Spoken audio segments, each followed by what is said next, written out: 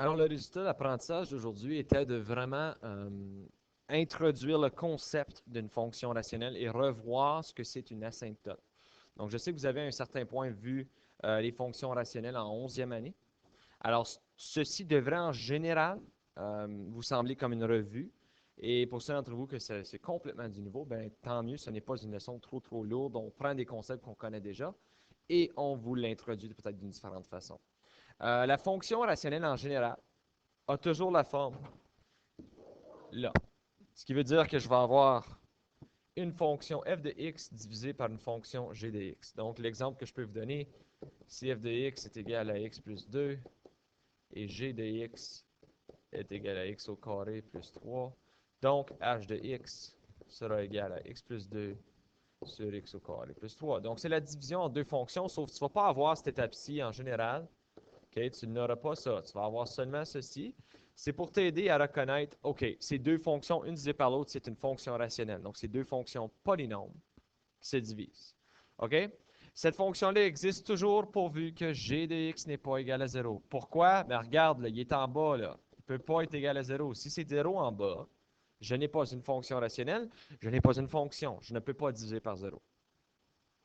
Pour le domaine, OK, donc le domaine sera toujours égal, ben en général, il va être x fait partie de l'ensemble des nombres réels, sauf g de x ne peut pas être égal à 0. En général.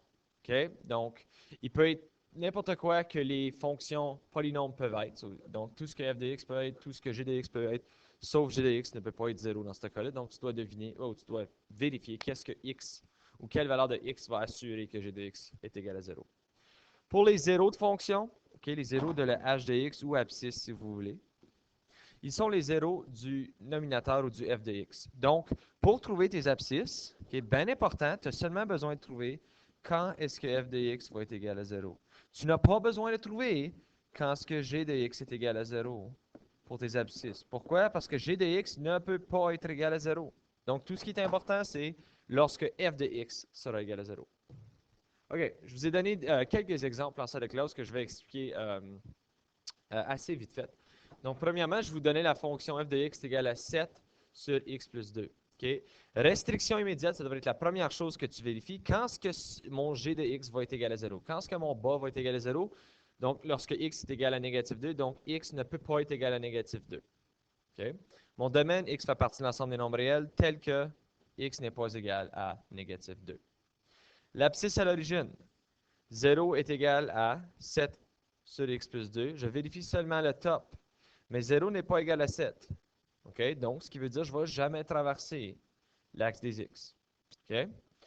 Ordonnant l'origine, je fais juste remplacer mon x par 0 comme j'ai toujours fait. Ceci me donne 7 demi ou 3,5. Et si vous voulez regarder le graphique, remarquez que je ne croise jamais l'axe des x. Okay? Comme j'ai déterminé qu'il n'y avait pas d'abscisse à l'origine, mon graphique ne croise pas l'axe des x.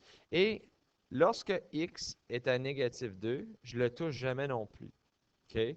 Ça, c'est un concept qu'on appelle un asymptote. Pour trouver un asymptote, c'est mes restrictions. C'est une ligne verticale qui traverse. Bien, une asymptote verticale, je devrais spécifier parce qu'on va voir les autres types d'asymptotes dans le cours. C'est une ligne verticale qui traverse tout les valeurs de y ou de f de x lorsque x est égal à négatif 2 que je ne vais jamais toucher. Parce que si je le touche, aussitôt que x est égal à négatif 2, ce n'est plus une fonction rationnelle. Pour l'exemple, si x sur x au carré moins 3x moins 4, pour trouver mes restrictions, il va falloir parfois que tu factorises. OK, nombre magique, quel deux chiffres me donne négatif 4 quand je multiplie me donne négatif 3 quand je les additionne, produit somme, c'est x moins 4 fois x plus 1. Donc, je sais que x ne peut pas être égal à 4 et x ne peut pas être égal à moins 1 parce que si x est égal à 4, 4 moins 4 c'est 0, moins 1 plus 1 est 0. Donc, il ne peut pas être ces deux valeurs-là.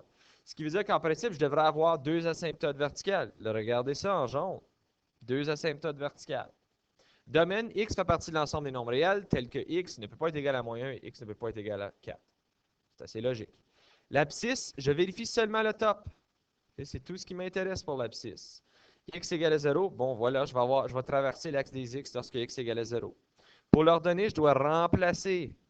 Je vais faire f de 0. Okay? Je sais que j'ai mis y ici. Donc, 0 divisé par n'importe quoi, c'est 0. Puis c'est logique parce que mon x est aussi 0. Donc, remarquez qu'à 0, 0, J'ai mon abscisse à l'origine. Je veux pas que ça a l'air comme ce qu'il touche ici, là, mais il n'est pas en train de le toucher. OK? Le rouge ne touche pas le jaune. Je veux pas que vous vous stressez sur les graphiques pour tout de suite. Je veux juste vous remarquer les choses qu'on est en train de découvrir. On voit les deux asymptotes. On voit l'abscisse à l'origine. OK. L'ordonnée et l'abscisse à l'origine dans ce cas-ci. Pour l'exemple, 2x au carré plus x moins 3 sur x au carré moins 4.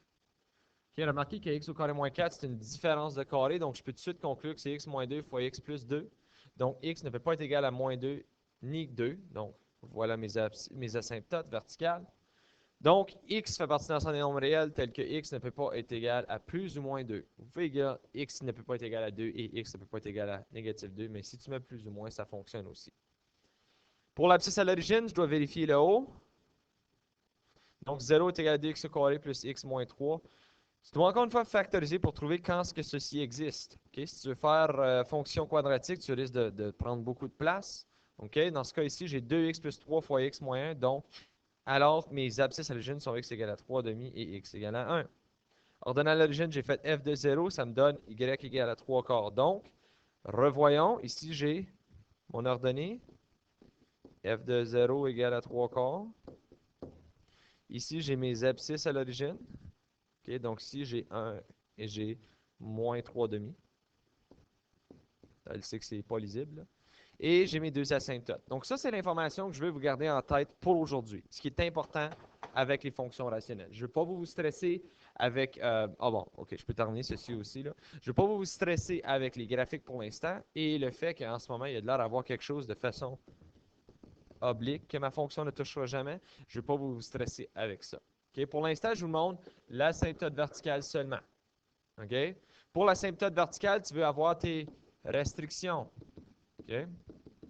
Donc, ce que je vais faire, c'est que je vais faire h de x égale à x au carré moins 9 sur x moins 2. Je veux savoir quand est-ce que ça, c'est égal à 0. X moins 2 ne peut pas être égal à 0. Donc, x ne peut pas être égal à 2. OK, j'ai trouvé ma restriction. Je peux dire que mon domaine, c'est x qui fait partie de l'ensemble des nombres réels tel que x ne peut pas être égal à 2. Mais est-ce que ça, c'est l'équation de mon asymptote? Non.